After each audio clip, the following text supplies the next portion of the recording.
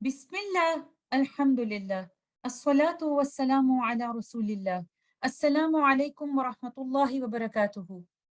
تجوید عربی زبان کا لفظ ہے جس کا روٹ ورڈ ہے جاودا، اور تجوید کے لغوی معنی ہے خوبصورت بنانا، عمدہ کرنا یا اچھا کرنا۔ اور قرآن کے تناظر میں تجوید کے معنی ہے قرآن کی تلاوت کے وقت ہر حرف کا مخرج اس کو دینا، اس کی صفات کے ساتھ اس کو پڑھنا، اور اس کے تمام احکام کو یا قواعد کو مد نظر رکھنا، تاکہ ہم قرآن کو اس طرح سے پڑھ سکیں جس طرح ہمارے نبی محمد صلی اللہ علیہ وسلم نے اس کو پڑھا۔ تجوید القرآن تین چیزوں کا مجموعہ ہے: مخارج الحروف، صفات الحروف اور احکام التجوید۔ اور اپنے کورس میں انشاءاللہ ہم ان تینوں موضوعات کو کور کریں گے۔ مخارج الحروف، مخارج مخرج کی جمع ہے، اور مخرج کا مطلب ہے نکلنے کی جگہ۔ مخارج الحروف یعنی عربی زبان کے حروف کے نکلنے کی جگہ، یعنی وہ حلق کے کس حصے سے آ رہے ہیں، ان کی ادائیگی زبان کے کس حصے سے ہو رہی ہے، یا ان کی ادائیگی ہونٹوں سے ہو رہی ہے۔ انشاءاللہ اپنے اس کورس میں ہم عربی زبان کے تمام حروف کے مخارج کی بات کریں گے۔ صفات الحروف، صفات صفت کی جمع ہے، اور عربی زبان کے ہر حرف کی کچھ خاص ایٹریبیوٹس، کچھ کریکٹرسٹکس ہیں۔ اگر کچھ حروف ایک ہی مخرج سے آ رہے ہیں تو اس کی صفات یا اس کی کریکٹرسٹکس اس کو اسی مخرج سے آنے والے دوسرے حرف سے مختلف بناتی ہیں۔ جیسا کہ کوئی لیٹر اگر ہیوی ہے یا وہ فل ماؤتھ ہے یا اس کو پر پڑھنا ہے یا کسی حرف کو آپ نے باریک پڑھنا ہے، انشاءاللہ یہ تمام ڈیٹیلز ہم صفات الحروف میں پڑھیں گے۔ اور احکام التجوید وہ قواعد ہیں جو لفظوں کی صحیح ادائیگی کے لیے ہم سیکھنے کی کوشش کریں گے، جیسا کہ نون ساکنہ کے رولز، میم ساکنہ کے رولز، مدود، وقف اور ابتدا کے قاعدے۔ تو انشاءاللہ اپنے کورس میں ہم ان تمام چیزوں کو کور کرنے کی کوشش کریں گے۔ تجوید کے علم کو محفوظ کرنے کا آغاز تب ہوا جب اسلام پھیلنا شروع ہوا اور بہت سے نان عرب نے اسلام قبول کرنا شروع کر دیا۔ اس وقت قرآن کے اسکالرز نے تجوید کے رولز کو محفوظ کرنا شروع کیا تاکہ غلطی سے بچا جا سکے، اور قرآن کی تلاوت کے قواعد کو اسی طرح سے محفوظ کیا جا سکے جس طرح ہمارے نبی محمد صلی اللہ علیہ وسلم اس کو پڑھتے تھے۔ ہماری امہ کے لیے تجوید کے پریکٹیکل فاؤنڈر ہمارے پروفٹ محمد صلی اللہ علیہ وسلم ہیں، جن کے پاس قرآن اللہ سبحانہ و تعالیٰ نے اینجل جبریل کے ذریعے سے پہنچایا، اور وہ تمام رولز ان کو سکھائے جو ہمارے نبی محمد صلی اللہ علیہ وسلم نے آگے صحابہ کو سکھائے۔ اور جب اسکالرز نے ان قواعد کو محفوظ کرنا شروع کیا تو وہ اسی بیسس پر محفوظ کیے گئے جو پروفٹ صلی اللہ علیہ وسلم نے سکھایا تھا۔ اور اللہ سبحانہ و تعالیٰ نے اس طرح سے قرآن کی ادائیگی کو پریزرو کیا جو اب ہم تک ہمارے ٹیچرز کے تھرو پہنچا ہے، اور ہم قرآن کو اس طرح سے پڑھنے کی کوشش کر رہے ہیں جیسا ہمارے پروفٹ صلی اللہ علیہ وسلم نے اس کو پڑھا۔ قرآن کی تلاوت کو تین مختلف طریقوں سے تقسیم کیا جا سکتا ہے۔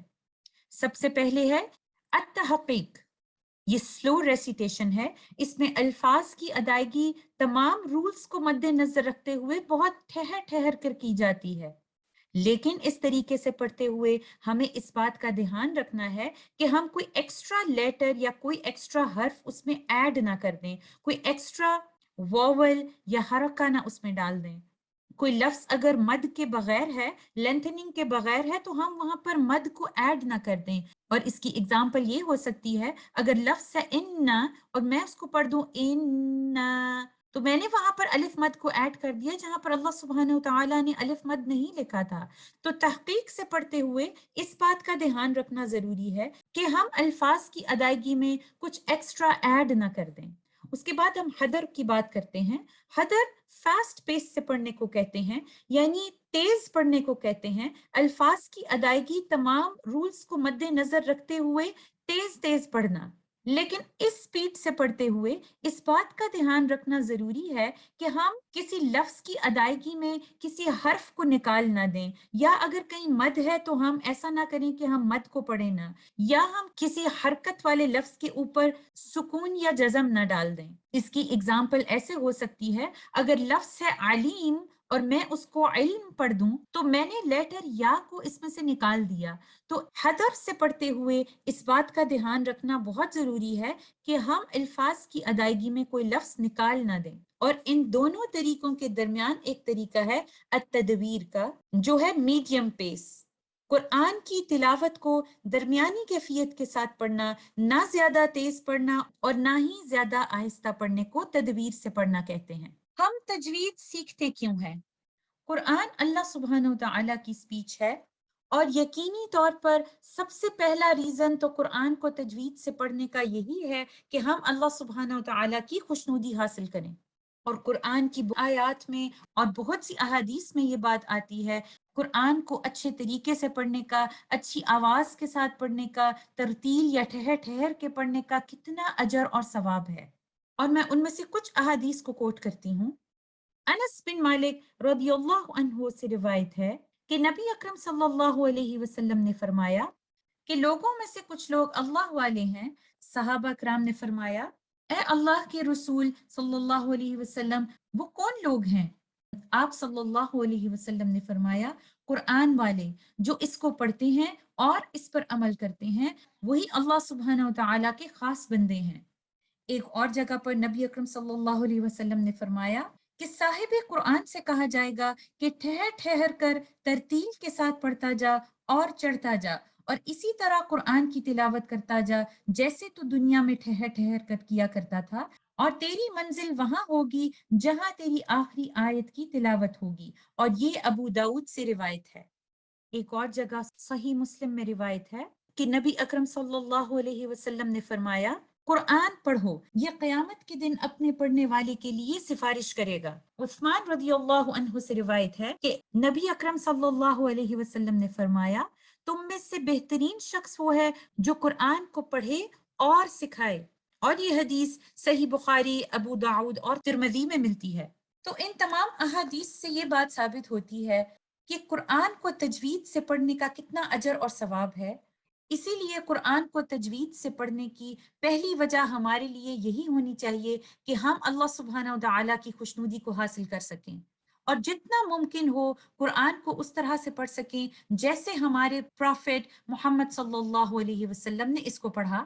اور قرآن چونکہ اللہ سبحانہ و تعالیٰ کی سپیچ ہے اور یہ عربی زبان میں ہے، تو عربی زبان کے لیٹرز یا حروف کی پراپر ادائیگی کو سیکھنا بہت ضروری ہے، تاکہ الفاظ کی ادائیگی کے وقت ہم ان کا مطلب نہ بدل دیں، الفاظ کی ادائیگی اسی طرح سے کریں جیسا کہ ان کا حق ہے۔ کیونکہ اگر ہم الفاظ کی پراپر ادائیگی نہیں کرتے تو ایسا نہ ہو کہ ہم الفاظ کا مطلب ہی بدل دیں۔ اور اگر ہم تجوید کو سیکھتے ہیں اور تمام حروف کو ان کا حق دیتے ہیں، تمام رولز کو فالو کرتے ہیں، تو ہم تلاوت میں ہونے والی کسی بڑی غلطی سے یا چھوٹی غلطی سے اپنے آپ کو بچا سکتے ہیں۔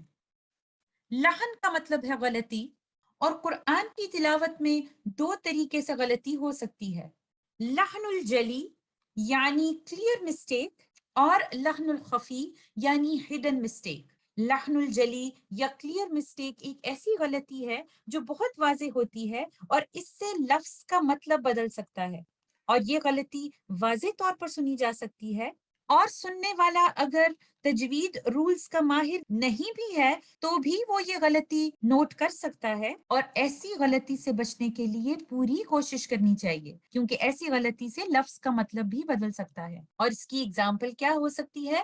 اگر ہم کسی لفظ میں کوئی حرف ہی بدل دیں، اگر وہاں پر صاد لکھا ہے اور ہم اس کو سین کے ساتھ پڑھ دیں، یا اگر وہاں پر زبر لکھی ہے یا فتحہ لکھی ہے اور ہم اس کو زیر یا کسرہ کے ساتھ پڑھ دیں، یا پھر وہ کوئی ساکن لیٹر تھا اور ہم اس پہ کوئی حرکت ڈال دیں۔ لحن الجلی یا واضح طور پر ہونے والی غلطیوں سے ہمیں بچنے کی پوری کوشش کرنی چاہیے۔ اور دوسری ٹائپ ہے لحن الخفی، یہ ایک ہڈن مسٹیک ہے، ایک چھپی ہوئی غلطی ہے، ایک ایسی غلطی جو لفظ کے مطلب کو نہ بدلے، جو کہ تلاوت میں تجوید کا کوئی رول نہ فالو کرنے سے ہوتی ہے، لیکن یہ ایسا رول ہے جو لفظ کا مطلب نہیں بدلتا۔